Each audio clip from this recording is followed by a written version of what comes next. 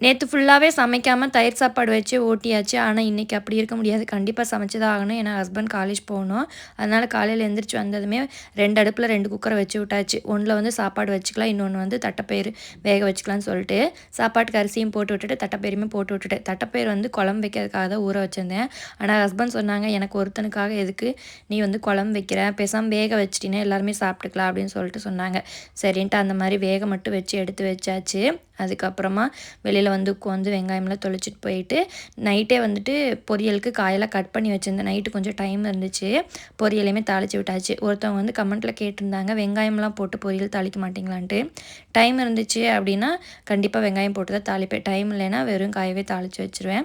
அதுவுமே டேஸ்ட் நல்லா தான் இருக்கும். எந்த டிஃப்ரென்ஸுமே தெரியாது. லஞ்சுக்கு சிகப்பரிசி, கஞ்சிக்கு சிகப்பரிசியுமே ஊற வச்சாச்சு. பொரியலும் ரெடி ஆயிருச்சு. எல்லாமே ரெடி பண்ணி எடுத்து வச்சுட்டு, கொஞ்சம் ஆர்டர் இருந்துச்சு. இந்த ஆர்டர் பார்த்தீங்கன்னா, கேன்டீன்லேருந்து வந்த ஆர்டர். காலேஜ் கேன்டீன்லேருந்து.